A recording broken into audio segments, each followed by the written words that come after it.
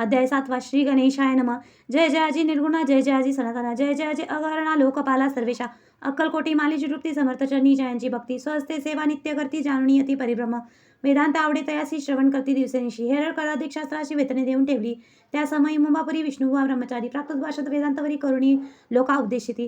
त्यासी आणावे अक्कलकोटी हेतू उपजला नृपापोटी. बहुत करुणी कटापटी बुवासी शेवटी आणले. रात्रंदिरी नृपमंदिरी वेदांच्या चर्चा ब्रह्मचारी. करती तेने अंतरी नृपती बहु सुखावे. ख्याती वाढली लोकात स्तुती करती जन समस्त. सदा चर्चा वेदांत राजगृही होत असे. एके दिवशी सहज स्थिती ब्रह्मचारी दर्शना येती.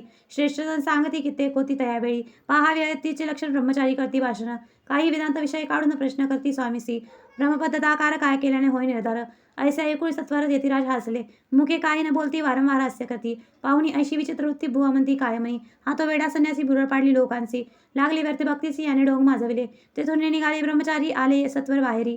लोका बोलती असत तरी तुम्ही व्यर्थ फसला हो. पाहुणी तुमचे अज्ञान नाही यांचे वाढले डोंग पूर्ण. वेदशास्त्राधिक ज्ञान याते काही असेना. ऐसे ब्रह्मचारी बोलून पातले आपल्या स्वस्तानी. विकल्प पातला म्हणी स्वामीसी तुच्छ मानती. नित्यनेम सारुणी ब्रह्मचारी करती शयन. जवळी पारशी दोघे जण तेही निद्रिस्त झाले. निद्रा लागली बुवासी लोटल्या काही निशी. एक स्वप्न तयासी चमत्कारी पडलेचे. आपल्या अंगावरती वृश्चिक एकाएकी चढले असंख्य. महाविषारू त्यातून एक दंश आपणा करत असे. ऐसे पाहून ब्रह्मचारी खडबडून उठला लवकरी. बोबडी पडली वैखरी. शब्द एक न बोलवे. जवळ होते जे पारशी जागृती आली तयासी. त्यांनी धरुणी बुवासी सावध केले त्यावेळी. मग स्वप्नाचा वृत्तांत तयासी सांगती समस्त. म्हणती यात काय अर्थ ऐसा स्वप्न कैक पडतं. असो दुसऱ्याच दिवशी बुवा आले स्वामीपाशी. पुस्तामागील प्रश्नासी कदा कदा स्वामी हसले. मग काय बोलतीये तिच्या ब्रह्मपद्धताकार होण्याविषयी अंतर तुझे जरी इच्छित असे तरी स्वप्नी देखुनी वृश्चिकासी काय म्हणून भ्यालासी. जरी वृथा भय मांडत असे मग ब्रह्मपद जाणे शिकायचे. ब्रह्मपद्धताकार होणे हे नवे सोपे बोलणे. यासी लागती कष्ट करणे फुकट हाता नयेची. बुवा प्रति पटली खून धरले तत्काळ स्वामीचरण. प्रेमाश्रूंनी भरलेण्यानं कंठ झाला सदुदित. तया समयापासून भक्ती जडली स्वामीचरणी. अहंकार गेला गळणी. ब्रह्मपदा योग्य झाले. इति श्री स्वामीचरण सारामृताना संबंध सदा परिसोत भाविक भक्त. सप्तमोध्याय गोडा श्री राजाधिराजयोगीदार श्री स्वामी समर्थ अर्पणमस्तु. अध्याय 8 श्री गणेशाय नमः. जय जयाजी सुखधामा, जय जयाजी परब्रह्मा, जय जय भक्तजन विश्रामा, अनंत वेशा अनंता. राजे निजाम सरकार त्यांचे पदरी दप्तरदार. राजे राय बहादर शंकरराव नामक 6 लक्षांची जहांगिरी त्याप्रत. सकल सुखे अनुकूल असती विपुल सतती संपत्ती. काही कमती असणे. परी पूर्वकर्म अगाध तया लागला ब्रह्मसंबंध. उपाय केले नानाविध परी बाधा सोडी. संबंध बाधा म्हणून चैन न पडे रात्रंदिन. गेले शरीर सुकून गोड न लागे अन्नपाणी. नावडे भोग विलास सुप उपभोग कैचा त्यास. निद्रा नयेची रात्रंदिवस चिंता नले पाळले. केली कित्येक अनुष्ठाने तैसेची ब्राह्मण संतपरणे. बहुसाल दिदली दाणे आरोग्य व्हावे म्हणून. विटले संसार सख्यासी त्रासले या भवयात्रेसी. कृष्ण नाला शरीरासी रात्रंदिन चैन नसे. कोणा लागी जावे शरण मजवरी कृपा करील कोण. सोडविल व्याधीपासून ऐसा कोण समर्थ. मग केला एक विचार प्रसिद्ध क्षेत्र श्री गाणगापूर. तेथे जाऊन अहोरात्र दत्त सेवा करावी. सेवा केली बहुबस ऐसे लोटले 3 मास.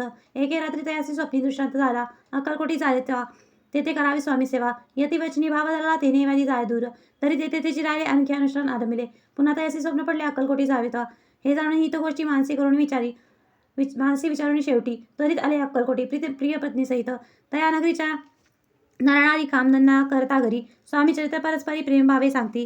कित्येक प्रातस्नाने करुणी पूजा द्रव्य घेऊनी. अर्भावया समर्थचरणी जाती अतित्वरेने.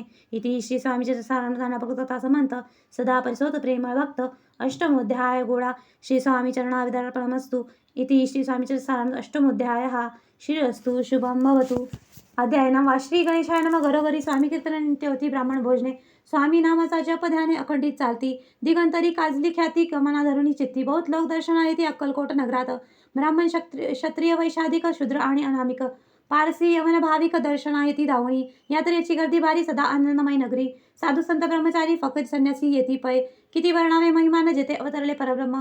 ते नगरी वैकुंठधाम प्रत्यक्ष वाचू लागली. असो ऐशा नगरात शंकरराव प्रवेशात. आनंदबाई झाले चित्ती समाधान वाटले. जे होती स्वामी सेवक त्यात सेंद्राबाई मुख्य. स्वामी सेवा सगळी तिच्या हस्ते होत असे. व्याधी दूर करावी म्हणून विनंती करा स्वामीचरणी. तरी आपणाला गुण द्रव्य काही देईन. बाईसी द्रव्य लोक पूर्ण आनंद दिले ते याचे म्हणे मी इतके करीन 2 सहस्त्र रुपये द्याल की. ते म्हणता बाईसी इतके कार्य जरी करशी तरी 10 सहस्त्र रुपयाची देईन सत्य वचन हे. बाई विस्मित झाली अंतरी ती म्हणे हे सत्य जरी. तरी उदक देवनी करी संकल्प आपण सोडावा. शंकरराव तेसे करते बाई आनंदिनी चित्ती म्हणे मी प्रार्थनीय स्वामी प्रीती कार्य आपले करीन. बाई स्वामीसी बोले वचन हे गृहस्थ थोर खुलीन. परिपूर्व कर्म या लागून ब्रह्मसंबंध पीडित. तरी आता कृपा करून मुक्त करावे व्याधीपासून. ऐसे एकता वरदानी समर्थ तेथून उठले. यवन स्मशान भूमीत आले यतिराज त्वरित. एकानुतर खाचे तर निजले छाटी टाकून. सेवेकरी शंकररावासी म्हणती लीला करुणयशी. चुकवली तुमच्या मरणासी निश्चय मानसी धरावा. शंकरावे त्या दिवशी खाना दिला फकीरासी. आणि शेकनूर दर्ग्यासी एक कफन चढवली. मग काही दिवस लोटता स्वामीराज आज्ञापिता. बारीक वाटून निमपत्र 10 मिरे त्यात घालावे. हे ते घ्यावे व औषध तेने जाईल ब्रह्मसंबंध. झाल्या स्वामीराज वैद्य व्याधी पळे आपणची. प्रकृतीसी आराम पडला रावगे स्वर्णिला. काही मास लोटता त्याला ब्रह्मसंबंधे सोडिले. मग पुन्हा आनंदेसी दर्शना आले अक्कलकोटासी. घेऊन स्वामी दर्शनाचे आनंदित झाले. म्हणती व्याधी गेल्यानंतर रुपये देईन 10 सहस्त्र. ऐसा केला निर्धार त्याचे काय करावे. महाराज अज्ञापिती गावाबाहेर होते. तेथे चुनागची निश्चिती मठ तुम्ही बांधावा. ऐशा एकांतस्थानी राहणार नाही कोणी. ऐसी विनंती स्वामीचरणी कारभारी करतात. सर्वानुमते तेथेची मठ बांधला चुनेगची. कीर्ती शंकररावाची अजरामर राहिली. इथे श्री स्वामीचरित ज्ञानभक्त समंत सजा परिसोत भाविक भक्त नमो मध्याय गोढा श्री स्वामी राजा अर्पणमस्तु शुभम भवती श्रीस्तु.